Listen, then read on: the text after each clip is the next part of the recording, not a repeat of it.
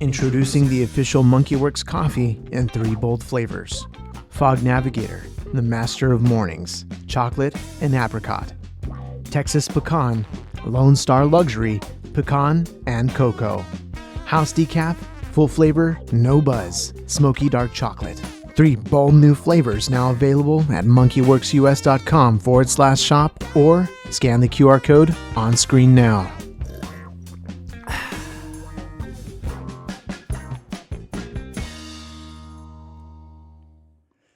All right. Hey, welcome, folks. It's going to be your SITREP. It is 11/10/2023, and it's Veterans Day observed. And so for those of my fellow veterans out there, I just want to say thank you for your service, and don't forget our oath.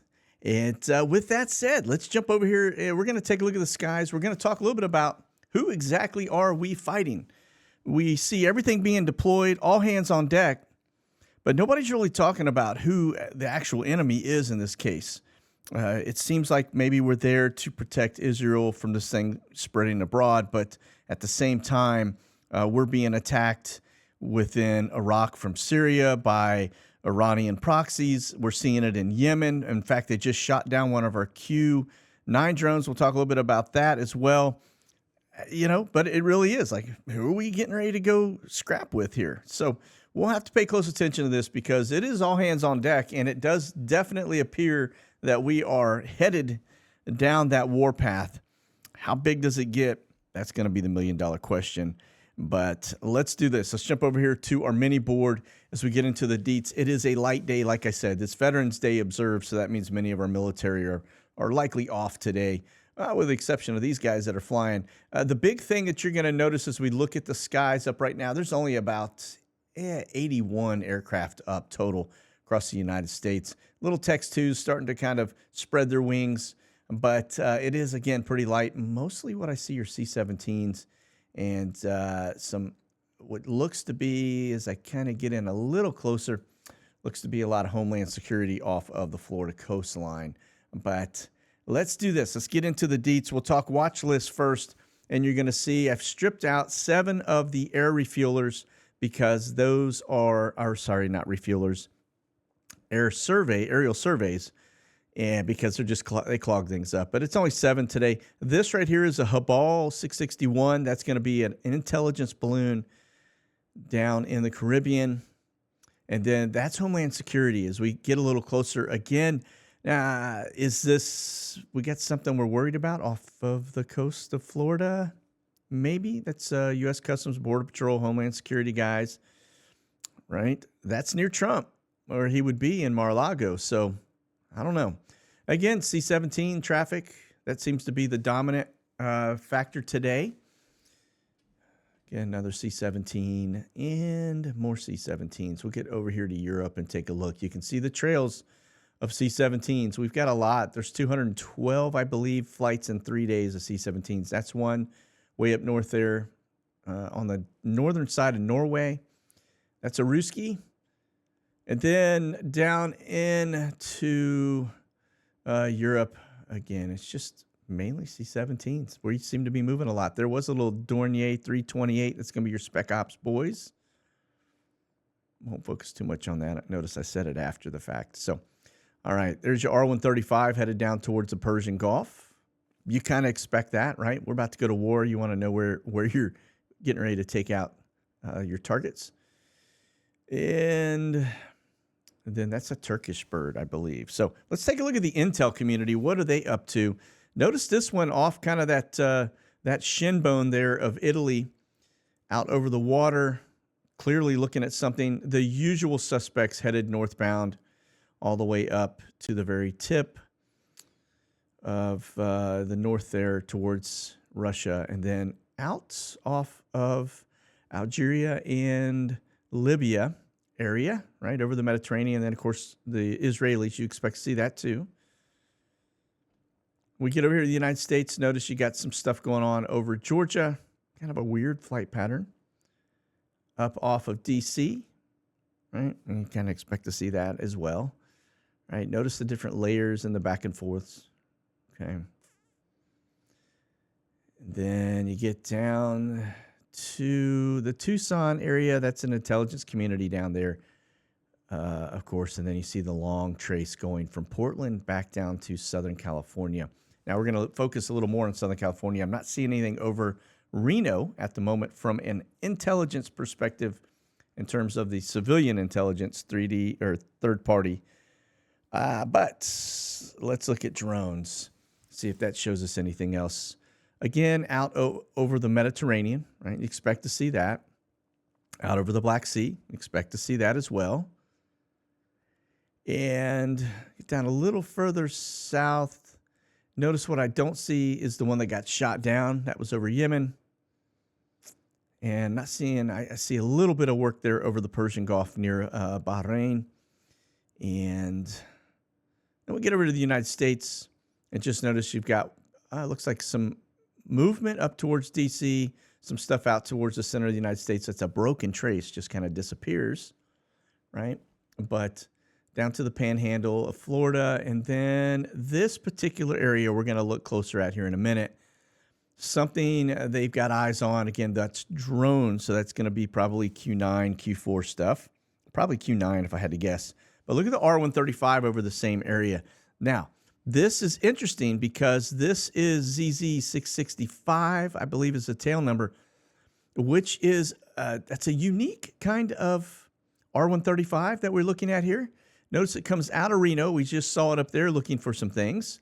See these trace lines back and forth, kind of zigzagging.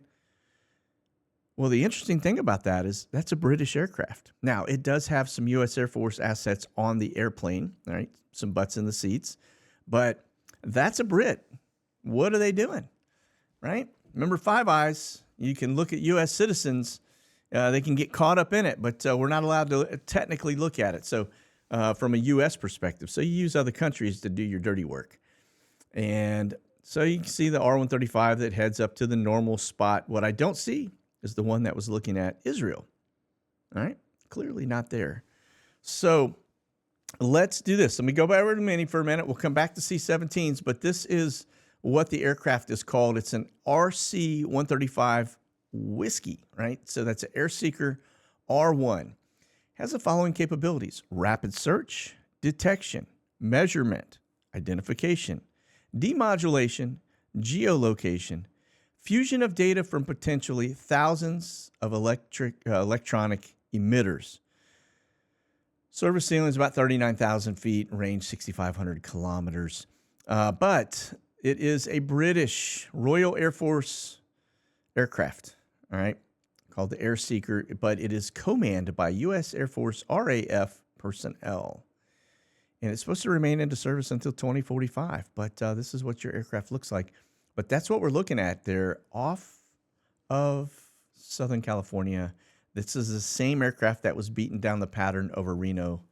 So they're doing this electronic stuff. So that means they're grabbing anything and everything. They're looking for some folks. 1,000,000%. All right. Okay, now back to the C-17 traffic, and then we'll get into the news cycle. But notice Southern California, right? Middle California. When I say southern, that's more like Yuma probably. It's kind of hard to see from this altitude. But notice too here that, and that's Yuma's not in Southern California, by the way. It's Arizona, but I'm just pointing that out. It's right kind of on that, in that corner. Again, through the ports, right? They're picking up stuff. I've seen video after video after video of desert color equipment loading on to rail and then going to these port locations where they're not going on boat. They're putting them on C-17s, which tells you there's a sense of urgency to this. All right. We are deploying our troops abroad into the Middle East for the most part. All right. Notice the broken traces. That tells me that more than likely we got a lot of stuff going into Turkey. All right.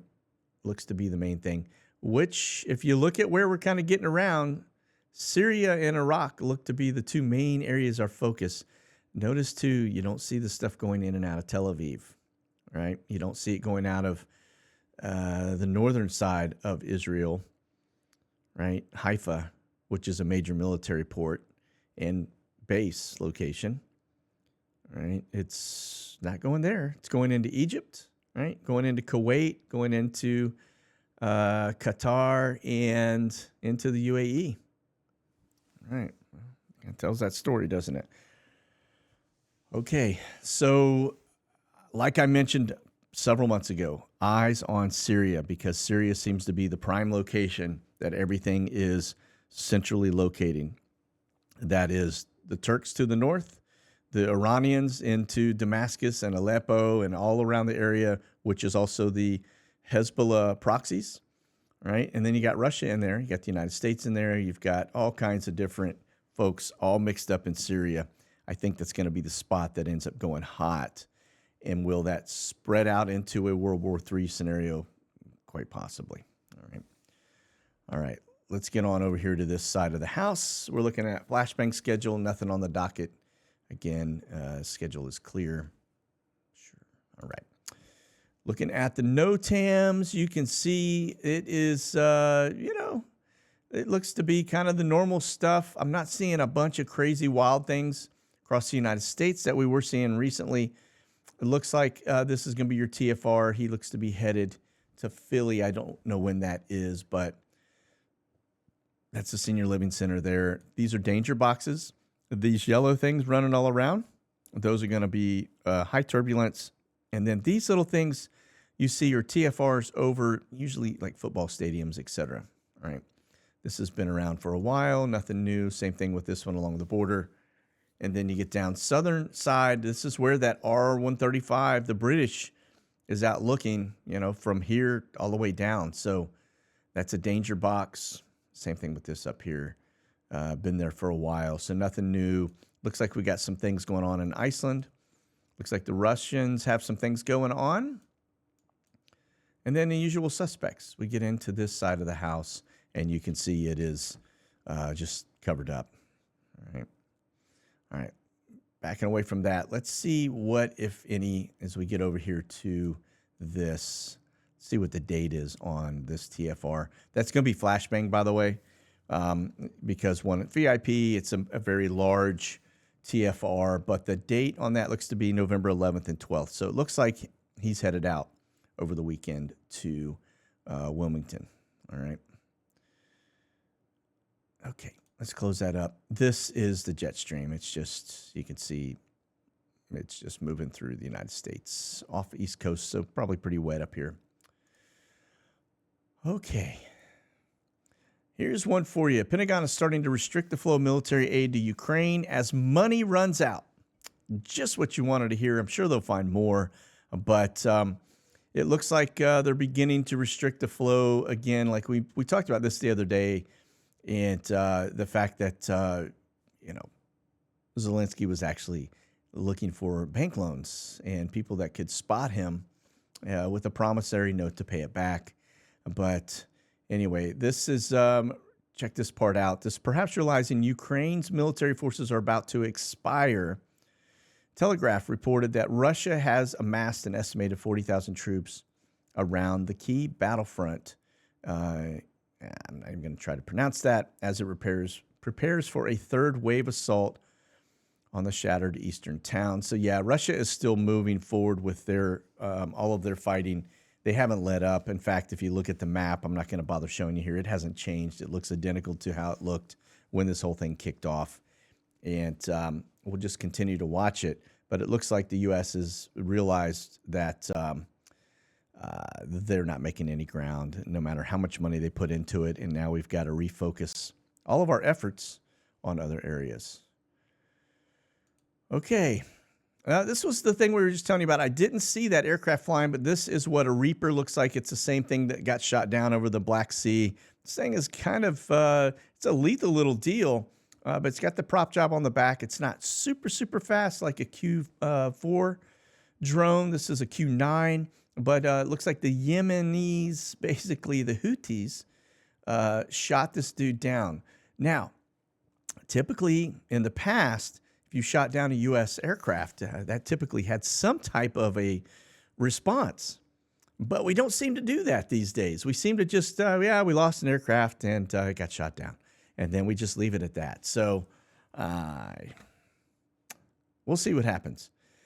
All right, here we go. U.S. approves $2.53 billion Abrams tank sale to Romania. Now, you remember we've been looking at some serious intel gathering over Romania in the last, probably month, maybe 2 months, that I've been pointing out. And I said, this is kind of an interesting dynamic that, why are we looking at this area? We know we got a lot of troops in the area, but now it kind of maybe makes a little more sense. Serbia off to their east, their west is, they look like they're about to go into a little mix up there between their border country. And so maybe this is to prevent any kind of spillover into the region, given the fact that we got U.S. troops in the area. But again, war is an economy. It looks like we are now boosting $2.53 billion in Abrams tank sales to Romania. Now, when will they get those is really the big question, because I'm sure that the production cycle for these things, especially given Ukraine was promised a bunch, as well as the United States now going to war, probably a bit of a backlog on these. All right. White House on Iranian proxies continuing to strike the troops. This knuckleheadedry here has to say it's not uncommon for them to retaliate when we strike. Yeah, you heard that right. When we strike. When's the last time you saw us going after somebody proactively taking out those targets? And yeah, they're the ones that hit us, and then we never strike back. And then when we do strike, they retaliate, which is what we should be doing. It just doesn't make any sense. But that just goes to show you these guys just are, out of touch, I think. They just don't have the stones to really go to war, I think, against anybody big. That's why we're letting everybody do our dirty work for us. And like I said, my personal opinion is if we end up going hot in the Middle East, it's going to be on a very limited, small scale against an opponent that we can confidently wipe out, like Yemen or the proxies of Iran. All right. If we go against Iran, then you're probably going to have their big brother, which is Russia, coming in on it. And remember, there is a trilateral agreement between Turkey, Russia, and Iran, which would make NATO very interesting because of Turkey's aspects. All right, let's move on to the next piece. Iran forewarns that an inevitable expansion of the Israel-Gaza war amidst rising tensions. They're saying basically this is it's going to happen. It's not a matter of if, but when. Now, the interesting piece is if you look to the northern border of Israel, where Hezbollah is set up shop, there has been an overabundance amount of uptick in terms of strikes on both sides. Right, Hezbollah is launching stuff at Israel on their side of the border, and then, of course, Israel is lighting them up. So keep eyes on that, because this thing could spill over and end up igniting pretty rapidly. I think most of our assets are in play now. We'll see. I think there's enough there to probably do a lot of damage if we had to. Okay, over to Biggs Army Airfield. You could see this is now, I'm going to expand this because this doesn't really tell the big story. What we want to look at is the roll up here. Notice the amount of traffic from Tuesday to Wednesday of stuff that arrived at Biggs Army Airfield. Coming out of CVG, we've got Perot Field, we have Minneapolis. These are small aircraft like 737 stuff, right? 777, that's going to be a larger aircraft. That's Camber flights, that's troops coming in. That one's coming in from Houston. That's a 747. And then here, just still on Wednesday, we still have this 767 coming in from Fort Campbell. And then you go up here today, and we've got another one arriving from Minneapolis, St. Paul. Now we go over to the departure side of the house, and we're going to look at the same thing, just kind of a layup here from Wednesday since the last time we got together. Notice you got one headed to Joplin. We talked about that in our last SITREP. It's Airbus. That is Allegiant Air. Looks to be headed to Lexington, Kentucky. This one, Fort Hood, Texas. Next one, Fort Campbell. All right. So the big question is, what are we moving? right? We rotating some troops, we pushing troops around, or are we loading in some of the immigrant side of the house? We'll have to keep an eye on it and watch. But these are locations that also had immigrant camps in the past. All right, Atlas Air getting airborne, headed up to Dover. You can see that coming out of Miami. But notice this one as we look at Dover that has arrived. That is coming from Israel.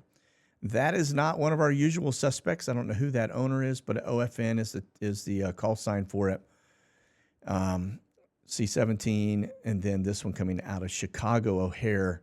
And then down here, there's the one we just looked at on the map. All right. It looks like, so it looks like Israel's coming over, picking up their own stuff and bringing it back. That's what it looks like. 747. Okay. And then this, of course, headed to Ramstein. That's probably troops and equipment. We get over here to Ramstein. Let's see if we got anything on the board. We got that Dover. We can see we got one, looks to be rolling through from Kuwait. And then another one coming in from Kuwait. So that's two coming in from the Middle East into Germany. Where are they going? Unknown. That one is a C-17. That's a C-130. That's going to be headed back to Baltimore, Washington, 777. A couple more C-17s. All right. Let's move on.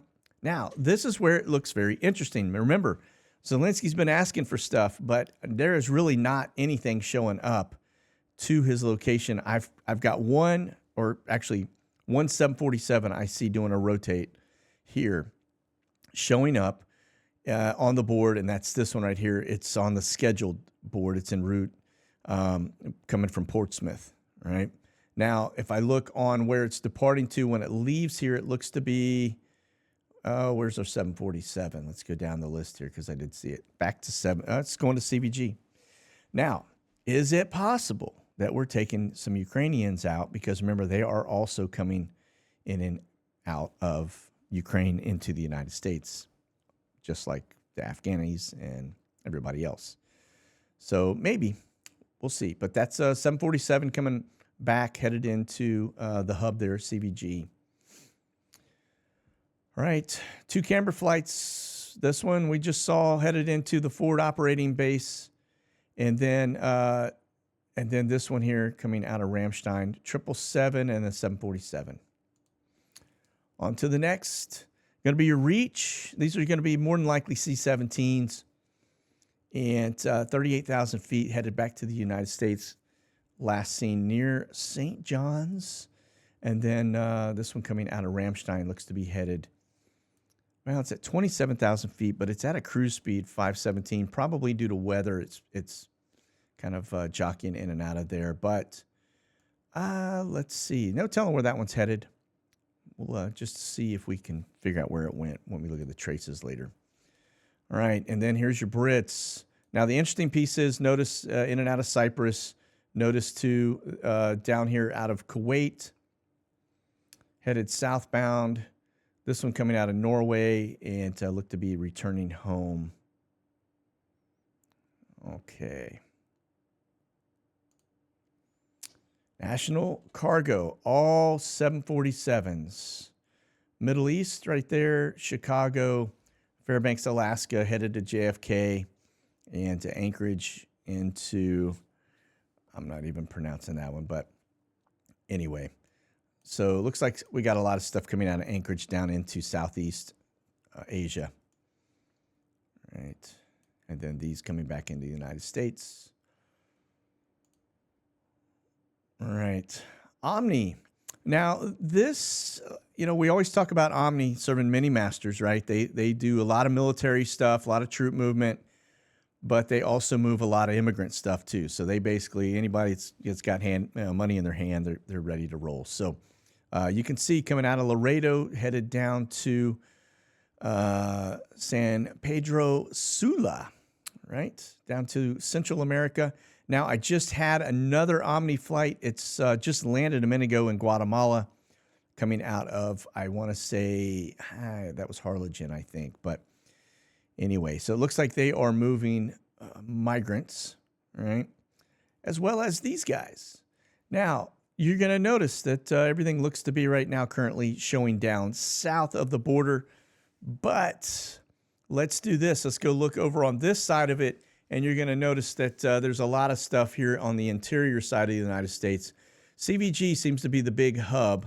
My guess is that that is where they are bringing people in and out of and then moving them to some of these border locations. So we'll continue to watch this, but just notice where they are interior. So that kind of pulses. You'll see them early morning. They'll be to the interior of the United States, and then in the afternoons, you'll see them. They'll go down into Central America, and then when they come back, they will go back up to the interior of our country. So a little bit concerning given the amount of flights, but it's just barely even scratching the surface when you look at the big picture of what exactly is coming and going from our country. So, all right. Well, listen, that's going to do it for SITREP today. I hope you guys have a great Veterans Day and spend some time with the family.